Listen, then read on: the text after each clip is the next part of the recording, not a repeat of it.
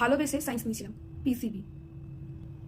Class 10 অবধি ভাবতাম অঙ্ক থেকে, ইতিহাস থেকে আর ভূগোল থেকে বাঁচার জন্য পিসিবিটা আমাকে নিতে হবে।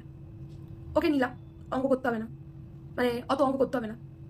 এখন যখন আমি ফিজিক্স নিয়ে বসেছি, এটা বই না, এটা কোশ্চেন বাঞ্চ, শুধু কোশ্চেন রয়েছে, কোশ্চেনের উপর কোশ্চেন, কোশ্চেনের উপর কোশ্চেন। আর সব থেকে বড় কথা, সবই ঠিক আছে, আপাতত সবই মেনে নিতে পারছি, কিন্তু আমি একটা জিনিস মানতে পারছি না, সেটা হলো নিউটনের ওই চ্যাপ্টারটা। বাদর দড়ি দিয়ে গাছে উপরে উঠছে, একটা ব্লকের উপর দড়ি দিয়ে টানানো হচ্ছে। আমি কি সায়েন্সকে নেবো? সায়েন্স আমাকে নিয়ে নিল। আর একটা কোশ্চেন আছে, লিফটের উপর একটা বোম ফেলা হলো, কত তরুণীয় উপরে উঠবে লিফট? এর কোনো কোশ্চেন? বোমটা আবার ফেলবো কেন আমরা? কিসের জন্য? কিছু বুঝতে পারছি না। এখন তো সবে ফিল্টার দিয়ে কাজ চালাচ্ছি, ফিল্টার দিয়েও কাজ চলে না। এবার ড্রাগ সার্কেলের ওপর মুখ হবে, মুখের ওপর ড্রাগ সার্কেল নয়। আর 1 মান্থ পর পরীক্ষা, best of luck.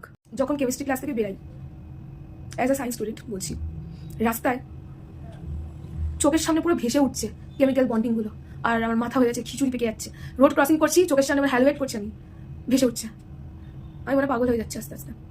Physics class থেকে বেরোনোর সময় জাস্ট বৃষ্টি পড়ছে, রাত্রিবেলা দেখছি বৃষ্টি পড়ছে, আমি ব্যালকনিতে গিয়ে দাঁড়িয়ে দেখছি বৃষ্টিটা কোন অ্যাঙ্গেল থেকে পড়ছে।